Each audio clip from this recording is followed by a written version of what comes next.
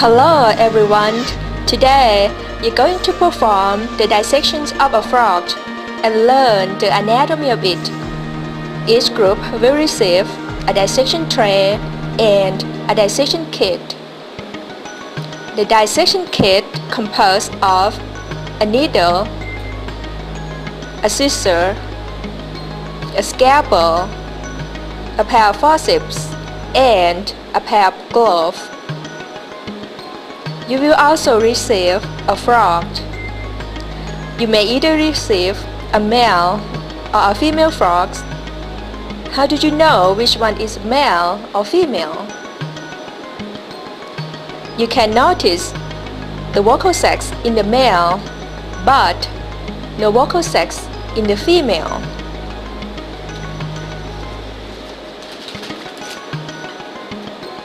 Now, what I would like you to do first, observe the external features of your specimens. Start at the eyes. Identify the eyes which have an upper eyelid and a lower eyelid. The lower eyelid is a very thin membrane compared with the upper eyelid. The eyes are covered with a nictitating membrane which serve to moisten eyes. Next is a tympanic membrane functioning just like an human ears.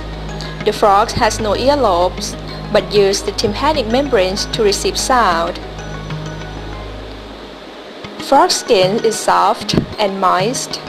It lacks scales, but it is well supplied with pigment and mucous glands. Each frog has two pairs of limbs on the trunk. The short forelimbs composed of hands with 4 digits. There is no web in the forelimb for this frog. Some frogs may have the web in both forelimbs and foot. The hind limb consists of the foot with 5 digits. Notice the webbing between the toes of the hind foot. The web is useful for swimming. Now, let's examine the mouth cavity. Open your frog's mouth very wide. Use the scalpel, cut through the angle of the jaw if necessary. Because the scalpel is very sharp, so please be careful using it. Okay, so once you open the mouth cavity, you will see a tongue. Use a needle wrapped along the rib of the upper jaw. The maxillary teeth is located here. Just behind the maxillary teeth is another set of teeth called the fulmarine teeth. Beside the fulmarine teeth is the internal nares. There are 2 pores. If you insert the needle, you will see that there is a connection between the internal nares and the external nares, as you can see here. Now let's locate the eustachian tooth, which opening into the angle of the jaws. The eustachian tooth equalizes air pressure in the ears. Deep down inside is a bigger pore. It is the esophagus. The esophagus lies to the glottis and leads to the stomach. Locate the glottis, which is covered with the epiglottis. The epiglottis folds over the glottis to prevent fluids from entering the windpipes during the act of swallowing. For the internal structure, first, begin with the skin incisions and continue cutting the body wall.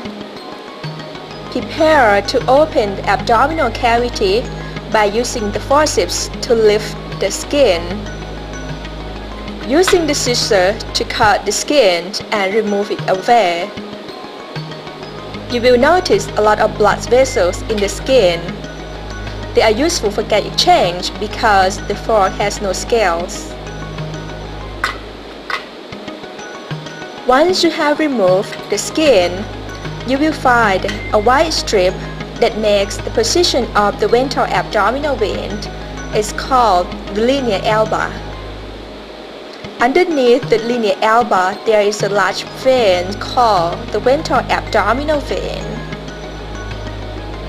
With the scalpel, make a small longitudinal incision in the abdominal wall of the one side of the linea alba, and use scissors to cut through the body wall, including the sternum, to the posterior end of the lower jaw. Avoid puncturing the heart and be careful not to pierce the internal organs. Try to hold the scissors as horizontal as possible and lift the body wall with the forceps and remove the body wall away.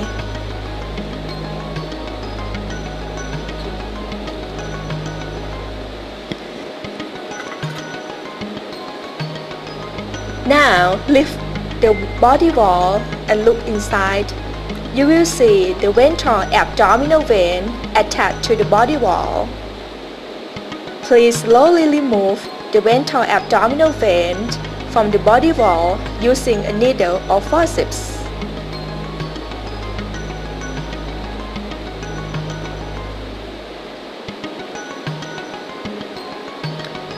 Then, cut the body wall transversely at the level of the pelvic veins and remove it away. This will allow easy access to the frog's internal organs.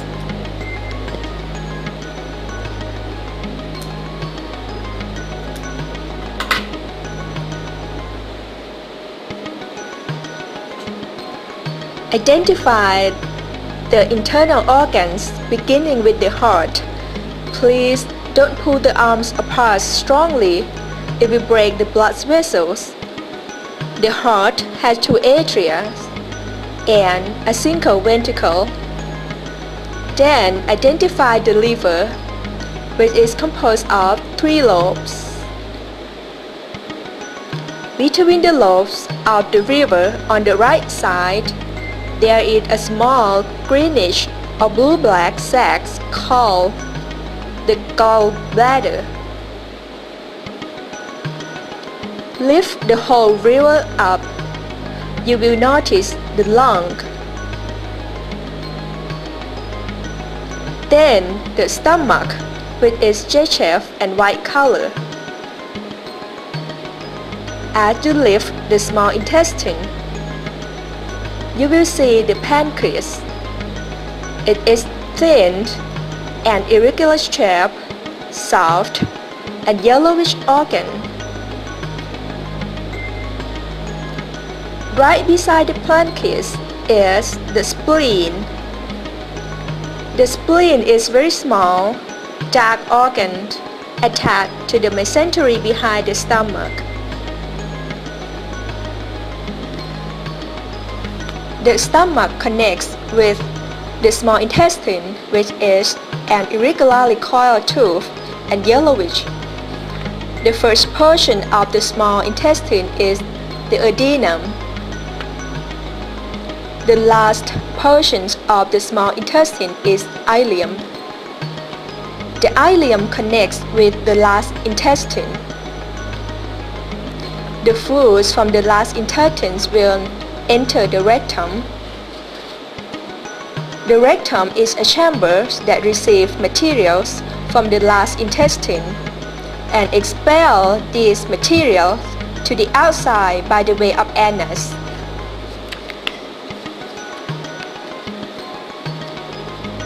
In some specimens, you will see a sac filled with liquid. It is a urinary bladder.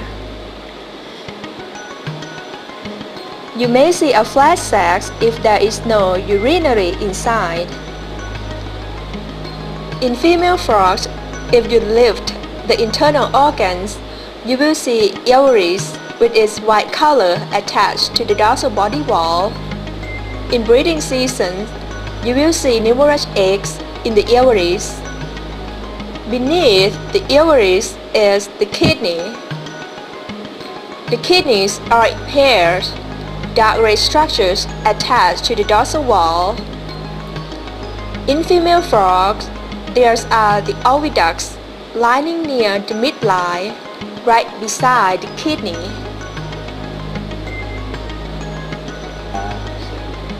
Here is the fat bodies that are attached to the ovaries. The fat bodies serve as an energy storage organ to be used in winter.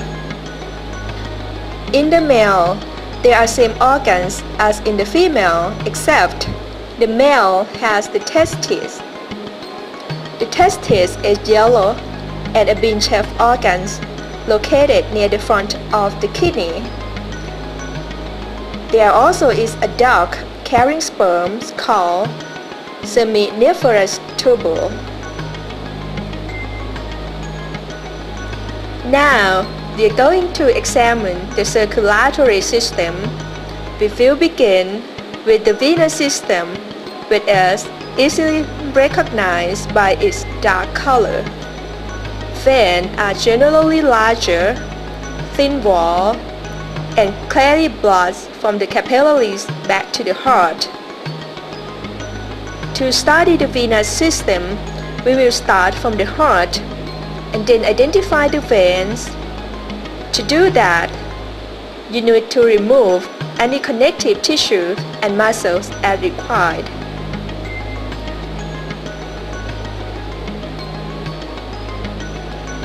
Lift the heart. You will see a triangle-shaped organ, dark color, called the sinus venosus. The sinus venosus collects blood from 3 large veins, which are 2 anterior vena cava and 1 posterior vena cava.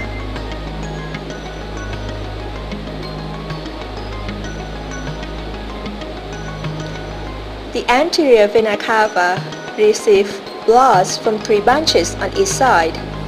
The first vein that receives blood from arms is the subclavian vein. The second vein that receives blood from shoulder is the innominate vein. And the last one is the jugular vein, receiving blood from head. These 3 butt veins will be open to the anterior vena cava.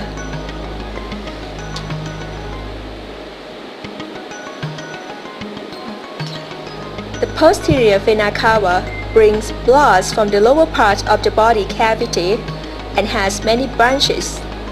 The short blood vessels from the liver is the hepatic vein. The veins that receive blood from the stomach and the small intestines are the hepatic portal veins.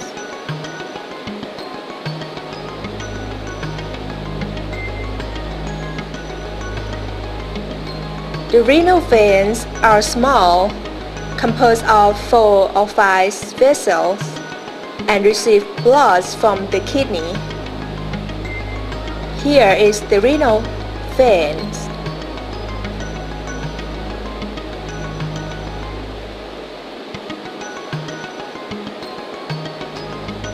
Next is the renal portal veins attached to the kidney and receive blood from the legs.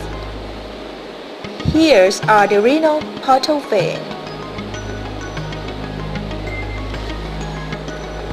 For the arterial system, to identify arteries which can be distinguished from the most veins easily by their much paler color, start with the heart. Remove the pericardium, which is a membrane covering the heart.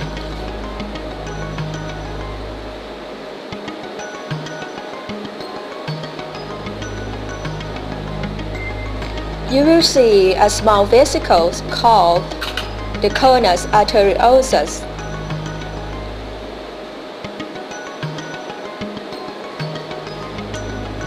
Follow the conus arteriosus forwards to where it divides into 3 branches on each side. First, it is the carotid arch, which transports blood to the brain. Second, it is the systemic arch, which transports blood to the body cavity and legs.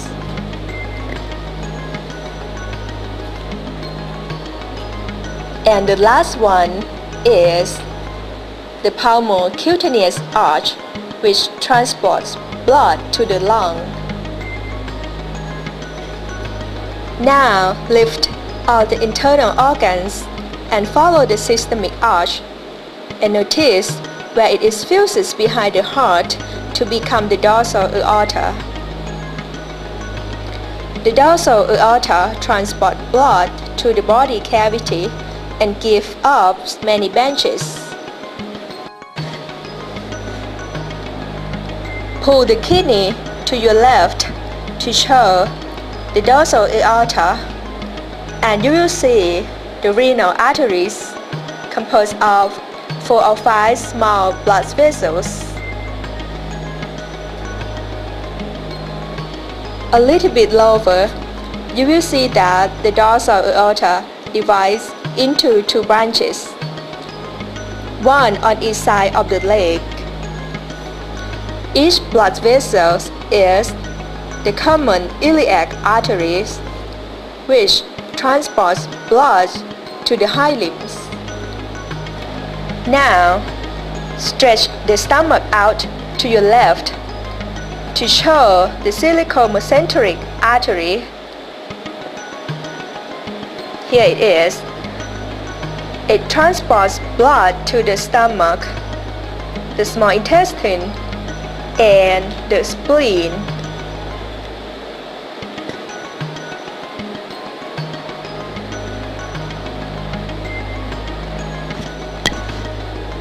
For other organs and the muscle systems, you can study by yourself from the lab direction in the books. And you can reveal the external organs, the internal organs, blood system. And please don't forget, you have to take a post-test before the class is over. If you have any questions, please don't hesitate to ask your instructor. Thank you.